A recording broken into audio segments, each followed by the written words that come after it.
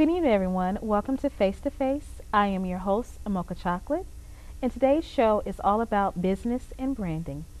Today I have a special guest Sherrod from Scent of Fashion. Welcome, Sherrod, on the show. Thanks for Thank you for having me. being a Thanks for guest. having me.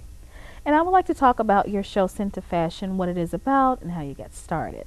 You know, Scent of Fashion is the television show is about. It's named after my fragrance line, Sherrod, the Scent of Fashion, and it began in October of 2009. I basically, decided that I wanted to try and make Chicago a fashion mecca. To make Chicago a household name in fashion, and also some of my ups and downs in the industry. Really inspired me to start this fashion show, this fashion television show. So, I really embarked on a journey to be able to really try and bring fashion in the mainstream in Chicago, and thus came the Scent of Fashion television show. Excellent, excellent. So tell us a little bit about the guests that have been on your show. Oh, I've had a lot of different guests. I've been very blessed with a lot of different guests from Hollywood's best, Eric Lane. I've had Simeon Henderson on. I've had Herb Kent. Everybody know the Cool Gent. I had Barbara Bates on the show. But not just celebrities. I've also have a lot of up-and-coming people. Right. People who are really just trying to get out there. So it won't be like one of those where you have to have a hit in order to be on a television show. Exactly. Because when I first started in the fashion industry, there was nobody around invite me to be on a television show. So this is like a hub for people to get out there and really be able to showcase what they're all about in Chicago, New York, and the surrounding areas. Awesome. Now tell me about the other businesses that you have. Today's episode is all about business and branding. I know that you also have the talk show. You have the fragrance line that's coming up. Anything else that you have? Well, my business is fashion and entertainment. So, I modeled for many years, still model, and it's something that I'm very passionate about. So with that I came out with the fragrance line, Sherrod Fragrance, which is, it's been out. I first launched in 2007. Give shout out to my wife. My wife is out there. Love you, baby. How you doing? She's there. She's a big, Hi, wife. she's a great support of my, and a great inspiration to my fragrance brand, as well as all the things that I do. Yes. And Sherrod, the Scent of Fashion, came out first in 2007 as a perfume. So it sold very well. I was in a lot of different stores. And then I decided, I said, you know what, I want to come out with something smaller, something that smells great but is smaller. And Sherrod, the fragrance, came out a new line for men and women. And, it's been really selling like crazy. And it's been very, very exciting. It's my signature brand. It's something I can wear every day, and my wife loves it. And a lot of people, the ladies love the smell as well. So, it's something that really, I try to keep something, I'll try to keep it around in the fashion mecca. Everything's about fashion and entertainment. Right. So you don't want to try to tip your hat to designing anything, or? Well, I'm very creative. I do designing things. I have like the Scent of Fashion T-shirts. I'm considering coming out with a Sherrod shoe. People have been saying, Sherrod, you're going to come out with a shoe. You're going to come out with a shoe. And that's something I'm strongly considering in terms of that. But the thing about fashion and being a creative, first thing I want to do is just make Chicago, people in Chicago can dress. Most definitely. They can dress. But they can step and dress. Yeah. And they always rooting for the Cubs. I don't get that part. But anyway. But the thing about it is that it's great. So I want people to look at Chicago's fashion the way they look at New York's fashion. So I try and enlighten people with the television show. And I think that's a good thing. I'm also a plus size model involved in the fashion arena, and you are absolutely right. A lot of people really don't respect Chicago as the fashion hub, and we have a lot of talented designers. You have Barbara Bates that you mentioned, just people that's going around designing a lot of awesome pieces. Couture, you're not really recognized as couture, fashion capital, and so I'm also out there trying to push Chicago as a fashion hub. So it's very exciting, but very challenging at the same time to get that respect that we deserve. Now I want to talk about the talk show host piece and kind of go back and forth on some ideas. Now, what's the not the worst guest or the most difficult guest that you had on your show, and how do you deal with?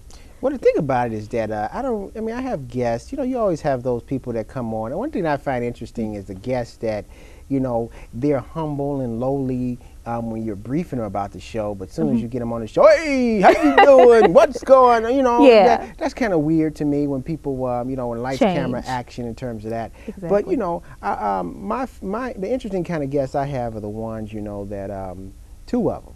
The ones that they will say one thing. They'll say anything on camera. You know, they'll say anything on camera, but have amnesia when you get off the camera. You know, they'll turn around and be like, yeah, man, I'll support your fragrance. I'll support you while the camera's rolling. Exactly. But as soon as the camera stopped rolling, man, you know, I'm just as broke as you are, man. You know, like, did you forget you showed me this big bank roll that you had in your pocket? You know, and so when I do my show, I do different segments on the show, entitling things. For example, like last week's, you know, show was like making your dreams come true. But I did a 3 weeks straight segment entitled "Why Are People So Phony?" And it's just because of what I've gone through I needed to be in the industry. You know, people will talk all this stuff, promise you the world and stuff like that, and then they'll tell you, you know, I'll pay you, but you give me a check. Now, what does that mean? You know, how does that make sense? You know, right? So it's just weird things like that. You know, I have so many stories I can talk about the fashion industry and people trying to scam you and rip you off and stuff like that. You know. Yeah, can we get a little bit more involved in that, because there are a lot of scams that's going on. Yes, you know, to warn people. Oh, absolutely. You know, in the process of trying to brand yourself and trying to really make it an industry, you know, one of the things that inspired me with my book, the book I have written called The Fashion Bible, the 10 things you need to know about the fashion industry. Yes. Is because, you know, when I first started in the industry, I just had a dream. I had a passion, I had a dream for the industry, but I didn't have much direction when I started back, you know, when I was 20 years old. So, you know, I just said I want to start out, you know, I want to go to a modeling agency, you know, I want to do this and do that, but I didn't know the rules of engagement. Right. So when it turns out, you know, I just said I want to go out here and do this, but the modeling agency said you need experience to sign with us. Yeah. And then the people who had the experience said you need a modeling agency. So it was a catch-22, but I said, Lord, if you just bless me with some success in this industry, I'll write a book about it. Awesome. So I wrote a book about it just so that people can learn from the same mistakes I learned. You know, they Yeah. can learn from my mistakes. And I look forward to reading that book. I won't have amnesia after. Please, I will okay, most I definitely appreciate that. I appreciate pick up that book. So what has been the ups and downs of having your own talk show? Well, the thing about it is that the subject, I thought when I first wanted to start in the fashion, the television show, I thought it was going to only be standing room only. You know, guests will be coming all over the place. People be always wanting to be on the show, et cetera, like that. But I found I had to put up with a lot of stuff I didn't want to put up with. You know, chasing people down to be on the guests, no call, no show. You know, a lot of different things. So, and it was very strange because I'm begging people to be on the show, and it's benefiting you. You know, it's like, am I selling encyclopedias or whatever? You know, I'm trying to benefit you, and I got to beg you to be on the show. Right. So what I did, what I did was I set the tone. You know, I made a blacklist of people, and I recommend that to anybody who's serious about getting respectability for their show. You know, come up with a blacklist so that people who don't call, no show, you put them on a blacklist. Yeah. So when you make it, you can remember.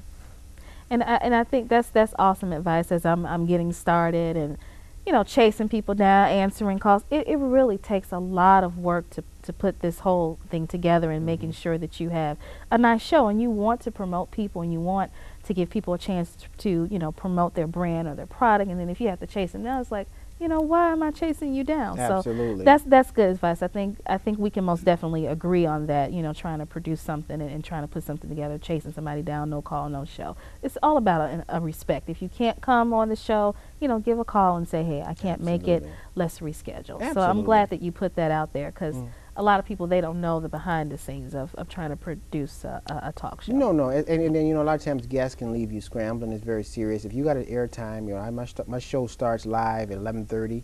It's at starplanettv.com, and you turn around, and at 11 o'clock, my guests / audience members are supposed to be there. You know, and you respect it. I mean, if your job tells you you got to be there at 11 o'clock, you're really late when you're on time. Right. You got to be there 15 minutes early, you know, and, you know, you don't want to get fired. Yeah. But you should, even though, you know, I'm not charging anybody or, you know, you're not getting paid to be on the show, at least respect it because it's benefiting you. You know, I got 100,000 viewers, and it's only going to be benefiting you being on the show. Exactly. Now, how did you find out about Star Planet TV? You know, it's interesting because WL, you know, Lillard was on, he's the owner of Star Planet TV, and he was on Channel 25, I think it was, for a long time. And, you know, my dad was a big fan of his, and it just turns out that one day I think a friend of a friend recommended me to him, and, you know, I found out about Star Planet, and, you know, the rest is kind of history. Awesome. Awesome. Well, thank you very much for being on the show. I most definitely look forward to watching your show and getting that wisdom and that knowledge that you have offered. Look forward to reading the book and Please. also looking into the fragrances as well. Thank you. Thank you for having me. I appreciate Yes. you. Thank you. Bye-bye. Thank you. Welcome back to Face to Face. I am your host, Mocha Chocolate. Today's show is all about business and branding. And I have a special guest, Lucky Luck. Is that correct? Is that how you pronounce Yes, it? Lucky Luck 2, a.k.a. the Prince of the Pen, a.k.a. the Barack Obama of black fiction, is in the building. All right, now he has about 3 to 4 different names. Did you guys catch all of that? But he is an author of Pitfalls Before the Altar and Beyond. Get a close-up because you most definitely want to try to pick up this book, okay? Pitfalls Before the Altar and Beyond. Tell me, what is the book about? The book picks up in the first chapter. Derek Lewis and Angela Robinson are the main characters. They're planning their wedding, and they've already been through some trials and tribulations, some ups and downs. They go on to get married, and then the situation gets a little bit more interesting because they encounter some more problems that they didn't plan on having. Right. So the title, Pitfalls Before and Beyond. So if you're thinking about getting into a serious relationship, if you are already in a serious relationship or married and wondering should you get the hell out, that is definitely the book that you need to pick up. Oh my Because it might goodness. end up being your lifesaver. Wow. So what made you want to write a relationship type book? Well, it goes all the way back to 1998, believe it or not. I was thinking about making a career change. I was in the restaurant industry, and I was thinking about doing some freelance writing. And the topic that I had for the time, understanding the mentality of in-laws, that topic and that subject just kept growing. And one page turned into two pages turned into a chapter. And I was like, forget it. I felt if I just left out one important detail, I felt I would have been cheating whoever would have been reading this information. So I just decided, forget it. I'm going to go ahead and write a novel. And ever since then, I haven't been able to set the pen down, as they say. Wow. Now, for those who have read the book, have you gotten any reviews on what they picked up from it, what they learned from it? What was the overall consensus of what they learned? I've actually had individuals who were already married. They were enlightened by it. For example, in the very first chapter, shattered dreams. Going into a marriage or sometimes just going into a relationship, we always have our image of what we think the relationship should be like. Right. And then it's the reality of what the relationship or the marriage really is. And I always say the successful couple is the individual that's able to find that medium. So in your experience just by talking with people, do you feel like a lot of people think that marriage is kind of like a fairy tale? They're not realistic going into it and not being realistic while being in it? Yeah, I do. And that kind of makes me think about the Cinderella story. I once had a counselor tell me the story just kind of ends, but it never really says what type of marriage or what type of relationship Cinderella goes on to have. So, You know, I didn't really think. it just is. Did he just say Cinderella? Can we have used Snow White? She did have a lot of men around her. She could have picked any man. You know, they were a little short. You know, that goes to another topic Right. about women wanting tall men. But anyway, that could be one of the reasons too. Hey, I'm only 5'9", so don't pick up the short You man. don't, 'cause right. You don't count. You know, if you're not 6'4", you know, tall, dark, and women don't want you. No, I'm just kidding. Okay, so Pitfalls Before the Altar and Beyond. I mean, it looks very interesting. I have not had an opportunity to read it, but I most definitely will. You did give me a copy. And so I look forward to reading the book. And, you know, I think it's kind of hard writing a relationship type of book. You know, would you say that it's harder writing a relationship type of book because you expect people to kind of, Absolutely, get something out and of I it? think it's even more difficult writing an autobiography. And the reason that I say that is because when you write an autobiography or semi-autobiography, you're supposed to stick to the facts of that individual's life or your life. What I like about fiction, no boundaries. Okay. And when you think about going back to something that you may have went through, when you're writing fiction, you can always add to, take away, mix it up. So when people read about Derek Lewis and Angela Robinson's, I don't even make reference to race, but I do describe the characters. So I want the book to have a universal appeal to it. Great. Black, white, Chinese, whatever color. I want you to be able to see yourself somewhere in there, good, bad, or all of the above, depending on what you're going through in your life. That's excellent. And I like that you said that you want a universal, you know, appeal, because, I mean, relationship issues and problems it transcends, you know, race. I mean, it's not just an African American thing. It's not just a Caucasian thing. Everyone wants to know how to make their relationship better or to prevent some of the pitfalls, you Absolutely. know. Now, in terms of publishing, I know that we spoke a little bit about self-publishing. You are a self-publisher, if I said that correctly. I like to say I'm going the self-publishing route. Okay.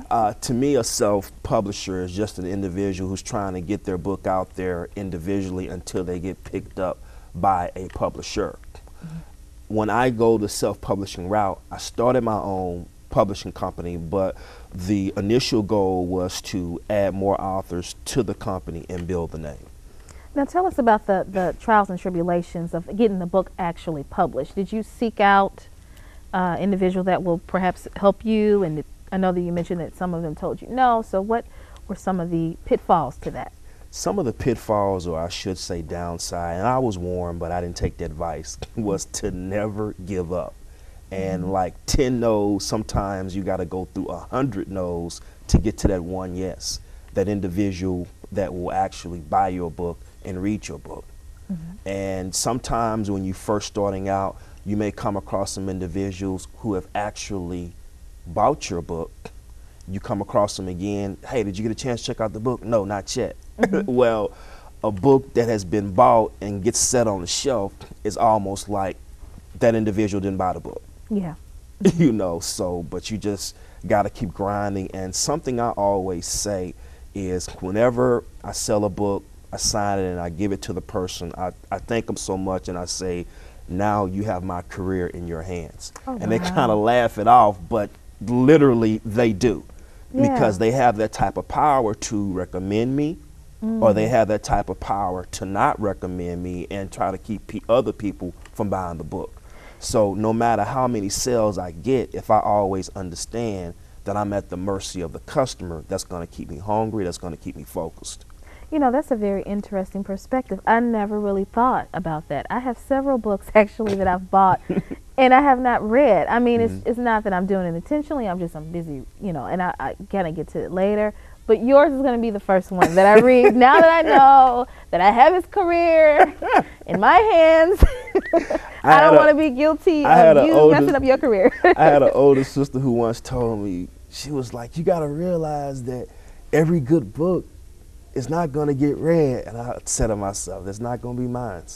I know. And, you know, you have to speak those things into existence, because obviously by you writing a relationship book, it came from a place where you were concerned about the state of relationships. I mean, it comes from a place of passion and that you want people to be helped by the book. Right. So if someone doesn't read it and you have poured your soul into something, I can certainly understand by you saying, oh, you know, have you read the book? And people say no. Well, how come you haven't, you know, read the book? Like, what's going on? What you got to do? You know, I want you to drop everything and read my book, please. And you talk about the state, and if your viewers will go to my website, allthingspublishing.com, that's allthingspublishing.com, they will also see on the homepage a cover or image of the book cover.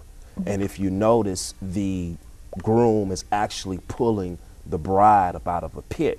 So I often say, whenever I'm promoting, let me see this. You know, I didn't really. Whenever I'm promoting at a book signing or promoting a book, I always say spiritually, emotionally, financially, either we're in a pit, we're coming out of one, or we're going back in. And that's what I was going to ask you. What made you choose that particular title? And I think you just, you know, answered that. If you want to elaborate a little bit more on that. Just was really looking for a title and a book cover image to really grab people's attention. Because too many times I've seen relationship authors or fiction writers just simply have a male or female model posing. and then the title right above the image or the photograph, and that's it. I wanted more into my book cover than just that, because I've always heard, even before I got into writing, your book cover has to sell the book to even get that person to open it up. So I'm trying to make you think before you even crack the pages. Hey, I need to look at the couple of pages of this because I like the title, Pitfalls Before the Altar and Beyond, and I like what's underneath the title. So let's see if what's inside matches the cover.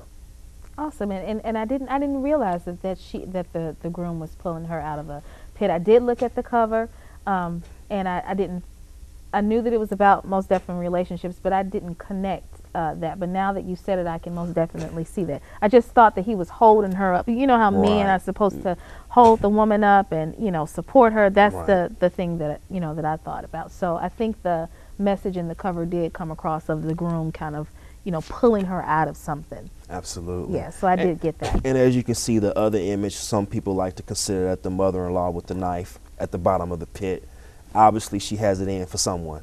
You know, I'm going to have to look at this cover again. And she got it in for somebody. I see a thug on here. And then it's another woman. Yeah, I'm going to try to start reading this book tonight. Thug may be the baby's daddy, maybe not. Okay. Yeah, so you actually have the characters. You know what, I didn't know that. Again, like I said, I haven't had, because I just met you like last week. So that's the reason why I didn't get a chance to read the book. So we actually met at a relationship event, and he was promoting his book, and I said, yeah, please come on my show. I would love to have you to talk about, you know, the book. I'm certainly supportive of authors who are out there that are making a living as an author, and I know that that's very, you know, difficult to do, and, you know, publishing your things and having people wants to, you know, read it and all. Now, is there anything else that you're working on? Another book, perhaps? And I'm working on another book. Don't want to give the title away, but I just want to say it's going to be 1,000 pages of literary heat. Awesome. That one was 279. My initial goal was 300, but I've been off the scene for a while, so again, I'm trying to outdo myself. I'm trying to do something that hasn't been done before. It hasn't been done in a while. I'm still doing my research. So far, I haven't found an African-American fiction author that has written a 1,000-page book. So hopefully I'll be the first. So this, that will be a bestseller too. Most definitely. And I speak those things into existence as though they were for you. Now, is there any hopes of you perhaps making a movie or a play out of it? You never know. I got some stuff in the fire. I'm working with a public relations now, so that could be in the cards down the line. Awesome. Well, I most definitely wish you the best of luck. Thank you so much. Pitfalls Before the Altar and Beyond. Thank you very much, Lucky Luck, for being on the show. Appreciate you having me. Okay. Welcome back to Face to Face. I am your host, Mocha Chocolate. Today's show is all about business and branding. And I have these two lovely ladies on my show, Stacy and Nikki. And they're going to talk about a little bit of a different type of business that I really haven't heard of. So I'm very interested in hearing about this business. Awesome. Thank you so much for having us on the show this evening. I'm going to let Nikki start off talking about the business that we're doing with Home-Based Business Marketing Actuary. Basically, it's the regulation of energy. I'm a national expansion leader. Like she said, it's a home-based business, and we pretty much, you know, help people, you know, find a great opportunity that suits their lifestyle, that they really will enjoy. And this business is just really phenomenal. You know, it just brings a lot of, you know, it's just really helpful, and it can really, you know, take you somewhere with it, with, you know, just having a, you know, pretty much growing wealth within your family, and just, it's just overwhelming. I'm going to say that.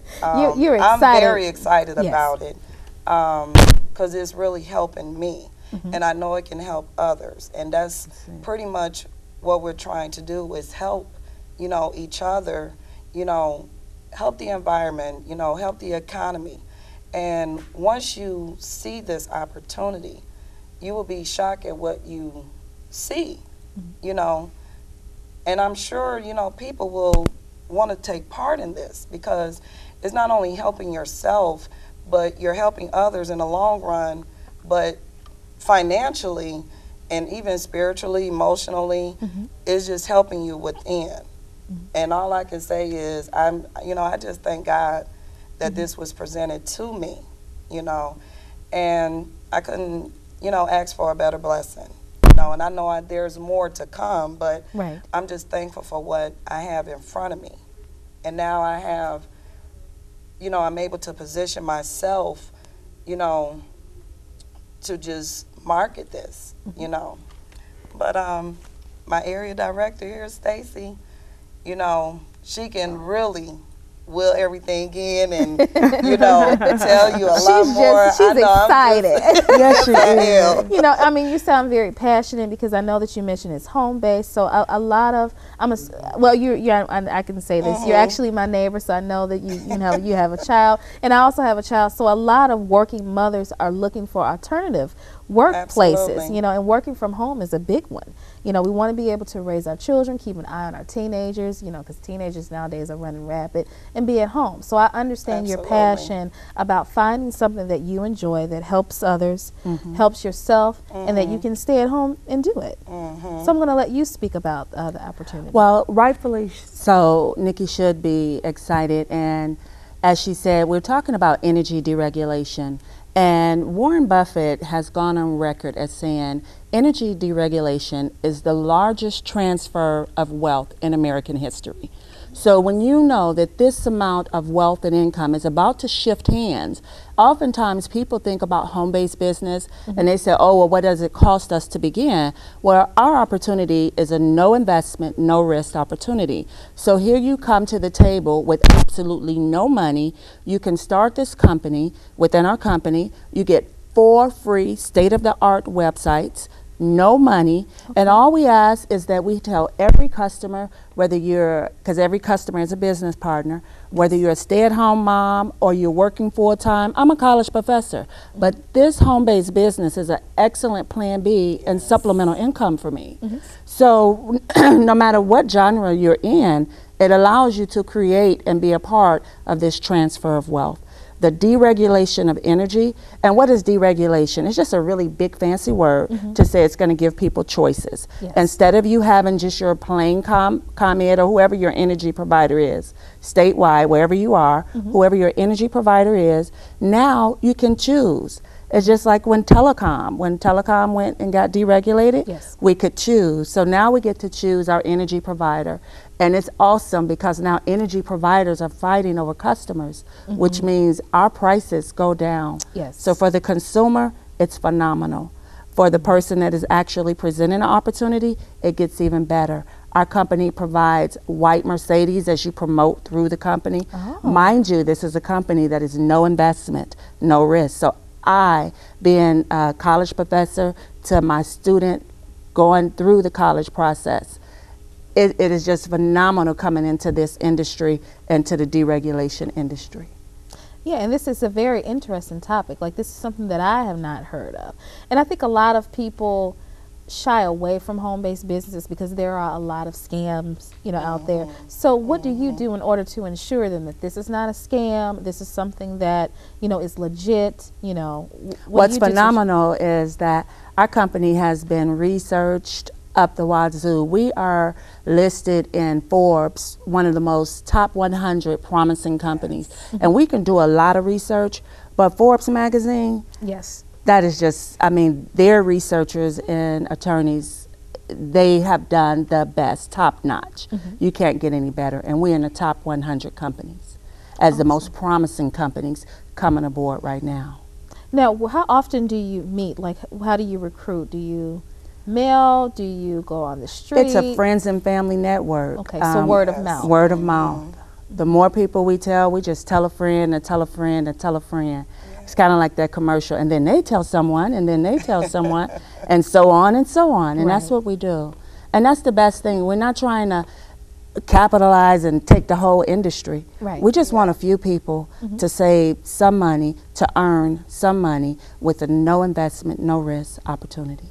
And I like the fact that you said it's about choices. A lot of companies per se can have a monopoly on, you know, certain types of products and services because there's no one that's offering competition to them. And when you grow so large as a company, I mean, you think that you're like the big fish and nobody's going to come along and tell me what to do, or you need companies to say, hey, I'm going to be your competitor so the prices can drop for the consumer. It's very important for companies to be able to compete with one another. So I'm glad that this is coming about. I'm most definitely going to check it out and sit in on one of the meetings to learn more about it. Now, you mentioned that you're a college professor.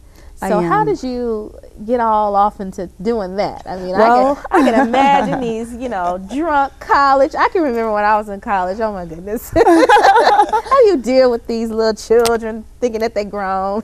You know, all of us, we're told, go to school, get good grades, get a good job, and retire. When I saw people retire from 40 years on 40% of what they earn, I knew right away. When I finished school and I had the student loans and all, I knew right away that I was not going to do this forever.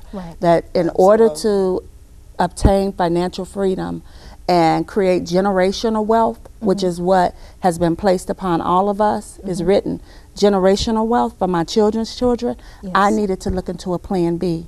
And this company has provided me that plan B to create a resource. I knew I was not going to work for 40 years and retire on 40% of what I earned. It just didn't make sense.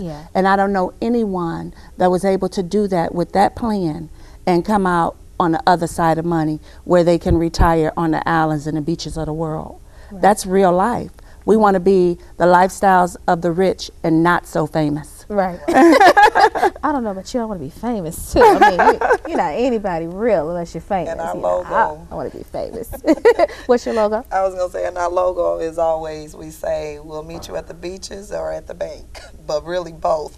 I like that. I love the beach and I love the bank and I love anything that has an opportunity to make some money. My career per se outside of this is an accountant, so I most definitely know about money, generating revenue, and it's very essential. And you spoke about generational wealth. I want to touch a little bit on that. Being an African American, I think a lot of times we limit ourselves and we live check to check because we don't have any other opportunities that are presented to us or that we don't take advantage of. And we're so worried about making the day-to-day ends to meet that we forget about our children.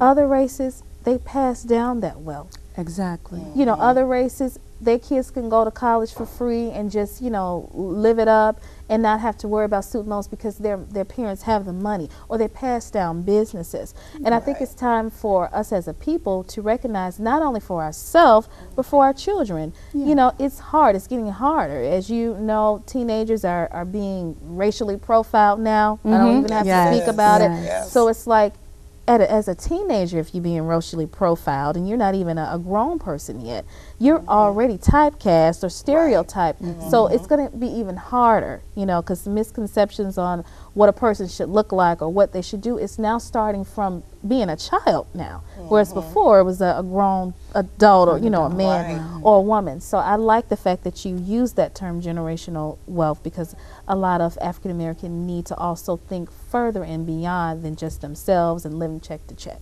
Absolutely. Yeah, so I really like that. They have to open their minds to other options in life. And people are just so consumed with what they have in front of them. It's like they don't know how to, you know, step out on faith and just try something new. You know, make new beginnings for yourself and your family.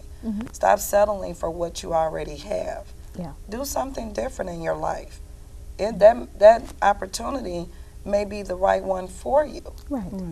You know, so why let it slip away from you and then it grows and you know, it's something that you could have done when someone presented it to you. So why wait? You know, so just, you know, I just stay motivated, you know, and focused because I know what I have in my hands, you know. So I'm going to keep moving forward, you know, and make the best of it because I already know who's with me with it, you know. So that's number one, that's God. So I already know that I'm in good hands. Exactly. You know, because he would have never presented this to me. Right. You know, Mm-hmm. things come in your, you know, in your life for a reason. Mm-hmm. So I'm thankful, and it's a great opportunity. So Great. Yeah. And I mean, and, you know, it's, you have to be like you mentioned, you have to be able to stretch out on faith and also try something new. I don't know, we as a people, we're fearful. yeah, You know, we're fearful. I don't know, it's because we get stereotyped, or I don't know what it is. You know, for me to even be trying to do a talk show, people be like, "Oh, you trying to do that? Yeah, I'm gonna try it." You know, I believe in myself. What I mean, That's somebody right. else can do it. I can do it too. How come I Right. can't? That's I'm gonna right. learn. I'm gonna make mistakes along the way. I may look stupid on camera. I may look fat on camera. Guess what? So what? I'm gonna try it anyway. That's right. Because Right. you just never know that if you make the first step, you just never know where God is Absolutely. trying to place you. But if you Absolutely. have a block in the inside of you, he can't work with you. He can't push you forward. That's right. So I thank you guys for, you know, mentioning that as well. And I think that you touched on a lot of topics that African Americans need to really realize. And this topic here about the deregulation of energy is just something we don't talk about that. Like what you say, you get calm. Yeah, I mean, is my lights on? You know, you don't talk Right. about deregulation of what, degleg what. Right. That's just something that you don't, you know, you don't say within in the household. So thank you very much for being on the show. Thank you so much. And Thank I you for love for you to having guys us. to come back and to have more people on the show talking about Okay. deregulation of energy, generational wealth, and stepping outside of your box and not being afraid. Thank you so absolutely. much. Thank you. Thank you. Welcome back to Face to Face. I am your host, Mocha Chocolate. Today's show is all about business and branding. And I have these three lovely ladies on my show. CEO Jan Val How are you? of Statuous Management. Did I Correct. say that correctly? Yes, you did. So tell us a little bit about your company.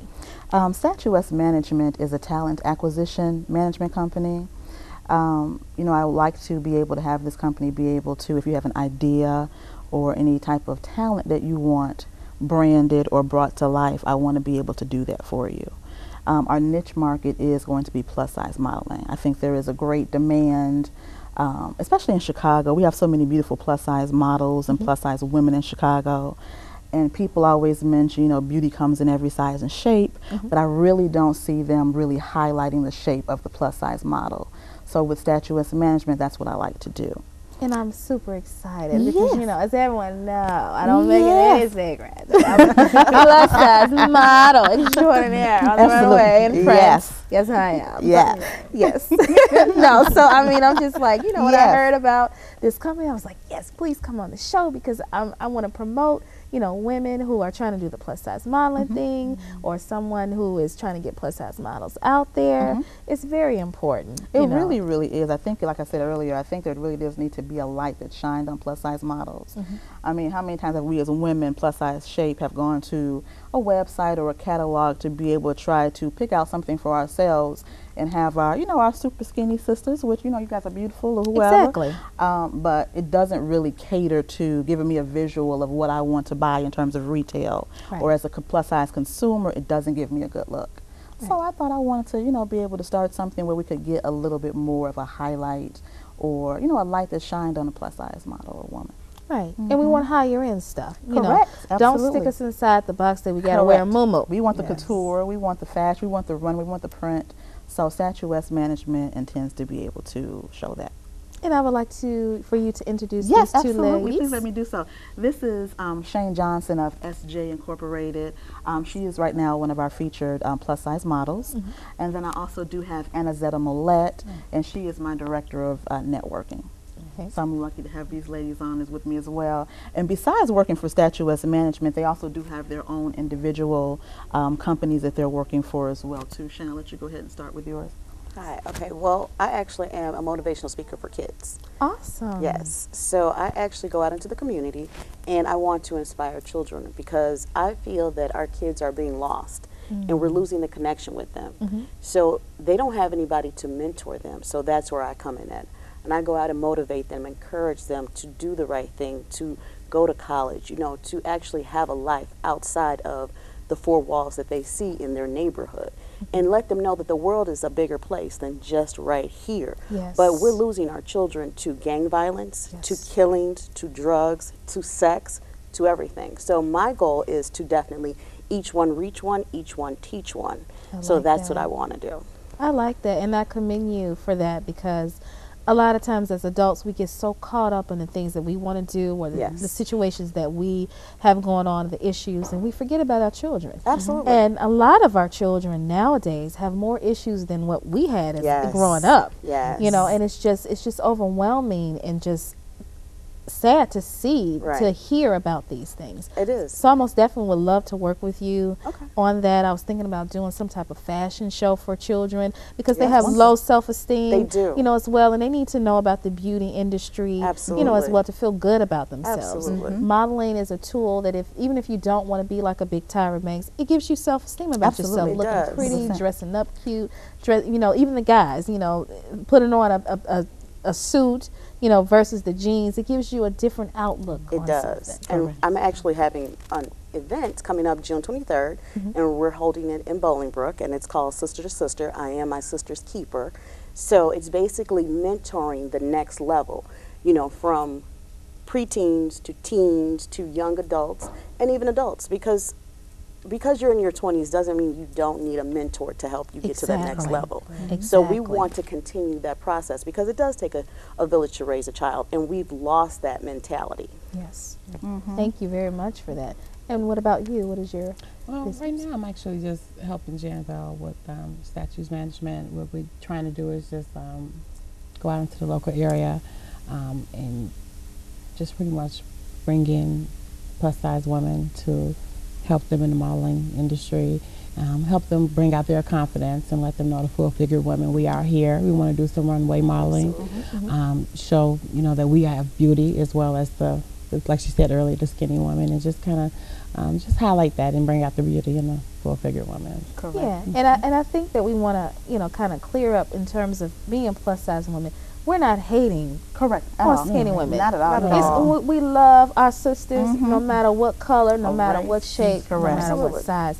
And I think that the voice that we want to have in the industry is that we are also beautiful as well. Absolutely. We also want to have fashionable clothes. We also want to be Yes. seen on the Correct. runway. Because when I go to fashion shows and then I see someone that is a size 2, I can't visualize my size 14 self in that that's clothing. Correct. Exactly. So I mean, it's not fair, because I'm looking at you like, well, I can see your ribs and you can't see mine. I mean, I see Right. your ribs and I eat ribs. Right. So I mean, I can't, you know, I can't connect the two, you know. Exactly. And that's what we want to showcase. We want to be able to showcase that side of fashion. We want to be able to have those icons be shown who are, you know, a little bit more than what the average is known to be. Right. So that's what kind of Statuesque Management is looking to do. And as you can see, we got a variety of talent in all different, you know, sizes and shapes. We got a variety of talent. They're doing their own thing. We're looking to have our coming out party in August. So Okay. we are looking for, you know, local talent, whether you're a model, whether you're a designer, whether you're a hairstylist. We would like to be able to have you give us a call. Can I say the phone number? Is that okay?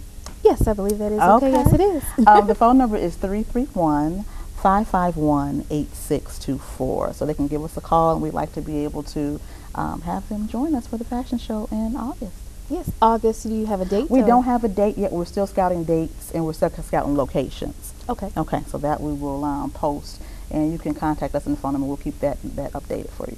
Yes, I will most definitely be there, as Yes. long as it doesn't conflict. You know, I do a lot of stuff. I would love to help you guys. Great. You know, with that. I know a lot of designers, a lot of models that are interested, you know, that's coming out, you know, doing that. So. And we're also looking for those who are not skilled models too. Yes. So we are looking to bring on those with non-experience as well too, and kind of help them kind of get up in the game as well too. Now, what type of training will you offer? Do you have professional models already in your camp? That's We gonna do train not. them? We Okay. do not, but we'll be working with some coaches and with some branding and with some we have a wonderful photographer in our camp who works with us, so we'll be working with them on that as well. Yeah, and what's his name? Maybe perhaps. I know. Her name is Brandy McCord. Okay, And she's okay. with Quantum Publishing and Eros Photography. She does an outstanding job for us. Oh, Yes. awesome, awesome. Well, I look forward. Do you have any other businesses? Yes, we do also have an author. Her name is Terlisa Garley. We'll meet her shortly. She is a wonderful up-and-coming author, and she'll be talking about her book just shortly with us, so we'll get a chance to introduce you to Terlisa shortly. Okay. Okay? And I just wanted to speak with you. What made you want to get into plus-size modeling? What have you done so far? Well, basically, I've taken a lot of poses for my friend Brandy, the photographer, and she has her own publishing company. So she actually got me involved in it in the first place and got me interested. And I just like to see a real woman posing. I can't relate to a size 0 because I'm not a size 0. Exactly. I love to see a real woman. We have curves, and we look good in our clothes just as well. Exactly. We don't have to be a size 2 in order to still rock it. Right. And you don't have to be a size 2 in order to be healthy. That's another Correct. misconception. Absolutely. You know, we don't sit around eating chicken all day. Absolutely. I know a lot of people think that, you know, if you plus, if you over a certain size, that you just eat all day And you're not not healthy. concerned about your health. That's not true. Absolutely That's not. not That's true. wrong. We exercise, and a lot of people are not gonna. They're never gonna be a size. No. True. So they should be able to feel Love who comfortable you are. about their body and love who they are. Yes. And if you want to lose weight, by all means lose weight. If Correct. it's affecting your health, by all means do that. Yes. So we're not saying, oh my goodness, you're plus, you need to not lose No, weight. this is Right. the healthiest you that's possible. Exactly. Absolutely. And you can be beautiful in any shape and any size. Correct. So thank you. We most definitely need more of that. No problem. By me being a plus size model and being in this industry, I'm very passionate. I support everything that you're doing. 'Cause Thank you so much. We never can have too many people starting up new plus size modeling and promoting us. Correct. Thank you so much for Thank you having so us on. much. And I'm going to let you bring your other guests. Thank you so much for being on the you. show. I look forward to working with you with the children. Okay. And I'm going to make sure that you guys work together and I'll work with you as well. Thank you. So our first question for the evening is, what is your definition of love?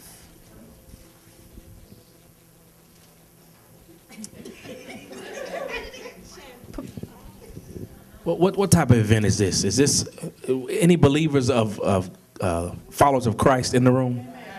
Are we mostly believers in here? Okay. And for those that are not, then you might leave here one. Let me say this. The Bible says, 1 John 4:7-8, Beloved, let us love one another. For love is of God, and everyone that loves is born of God and knows God. He that does not love does not know God, for God is. Okay, so the answer simply to that question is God. However, the problem is we spend too much time trying to perfect perfect love back to him, and I can't love somebody sitting next to me. The Bible sums up all of the commandments with this one. The second is like unto the first. Love your neighbor as. Here's the problem. The definition of love. You can't look in the mirror and love what you see. Yet you want somebody to love all of you. That's good. That's good. Yeah. Someone else wants to answer that question? He's speaking for the men. She wants to answer that question. What is your definition of love? For me, I would say love is sacrifice, because Jesus did lay his life on the line for us. So if I was to say I love someone, I'm willing to sacrifice for them. So that would be love for me. That's good. Anyone else want to answer that question? Or no one else? Okay. Our second question is, how did you know you were in love? For married couples or, well, I mean, no, anybody. Well, you know better than I knew I was in love with Melinda because I was with someone else who I thought I was in love with.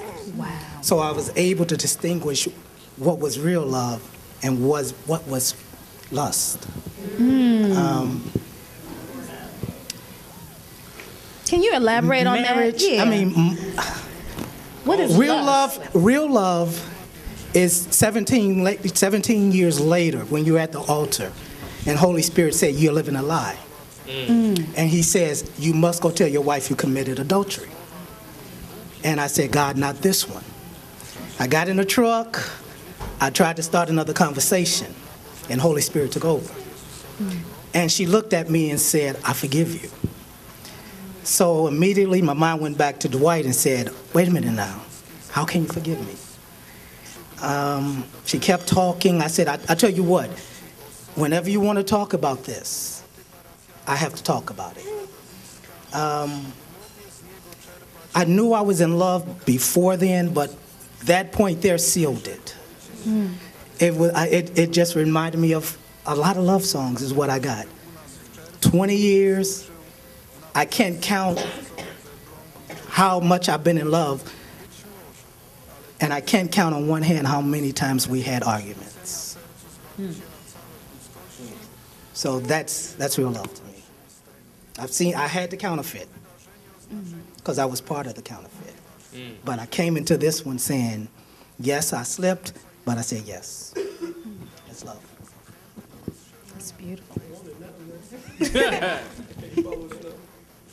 You can, yeah, if you would like to. For please. me, love was just whatever it was. I was out of body, you know, like the things that I wouldn't do, and I'll talk to my guys and say, hey man, that's crazy. I'll never do that. I found myself doing it and being great at doing whatever it was. And that made me realize, I got to get this off me, whatever it is. Because it was like, it was foreign. It was a foreign feeling, and I just, I didn't do right by it while I had it, and realizing what it was after it was gone was the worst thing ever, because you can't go back and say, well, I'll do this, I'll do that. Yeah, she's gone, she'll never come back, and for me, the rude awakening for love was when I realized that she can love me and be with somebody else, So to me, it was like, it's not fairy tale. It wasn't a storybook at all. She was gone. She was with some other guy. Now, that's a whole nother issue. I ain't trying to start no tears in here. But we're going to start it because I'm going to ask you. But not yet. Well, that's it. What else? I believe the question was, when did you know you were in love? Yes. Okay, good. Here's the answer. When I could look at all the things I hated about her and still say, if she never changed a thing, I want to be with her. That's powerful. The problem is we look at people and say, especially women, y'all, I'll change them. Yeah, don't worry.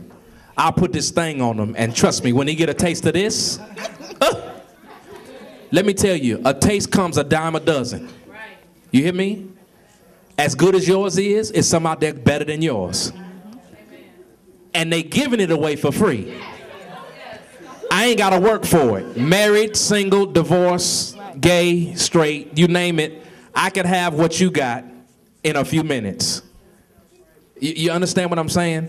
So when I knew was when what I truly hated about her. To this day, some stuff I still don't like. But love says, no matter if she changes that or not, she's mine. That's when I knew. That's very powerful. It's important because I think, when you are dating somebody or when you want to be loved or when you want to be in a relationship, you like, oh, I just love this person and everything that's great about them. But even my realization when I'm asking God to lead and guide me, or I don't know anything about marriage. My parents have, been married for 32 years, and I've watched them, the ups and downs. And when I really start to search myself, like she said, it's about sacrifice. I got convicted in my spirit that I'm not willing to sacrifice as much as I thought that I would. So I have been beginning to ask God, please, show me, because I want to be a good wife. And it's first self-analyzing yourself, and you may have to realize that you're not all that awesome when it comes to the nitty-gritty of it. You may have degrees, you may be beautiful, you may have the bangness body like he was saying, but if you can't sacrifice for your husband or for your wife, then you ain't really nobody, So that was the revelation for me as a single woman that's now dating somebody, that I'm going to have to do a whole bunch of sacrifice. So I'm praying on it.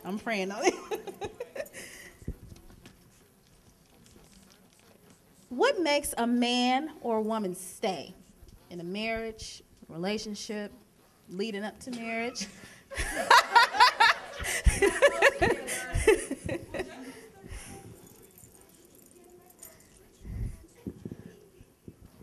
For me, it's just been commitment, because I know that Dwight and I have had disagreements, or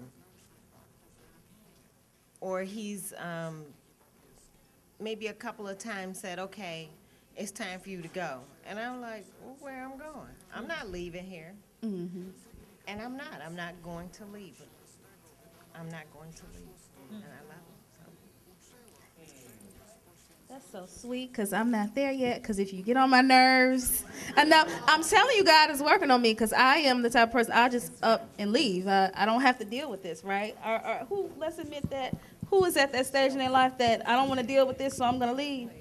Thank you for being honest, sister. Some of y'all up here telling the stories. Yeah, I saw your hand raised a little bit. Okay, yeah, I'm going to need you to raise it all the way up, yeah. Yeah, I'm praying on it. I'm praying on it. You want to? I didn't want to answer the question because, I mean, obviously I'm single. But No, I mean, it's not just geared towards, if you have relationships, what would make you stay? Exactly. What would make me stay? I would say I want to be protected. So I need to be protected. I need to feel secure. Mm-hmm. I'm very committed, so I need to know that this person is also committed to me. I need to know that he is sold out for God because I'm sold out for God. So if you love God the way that Christ loves the church, I'm pretty sure that I can stay. I'm pretty sure. And what does that mean to you? Because a lot of people have a different definition when they say, I want a man of God.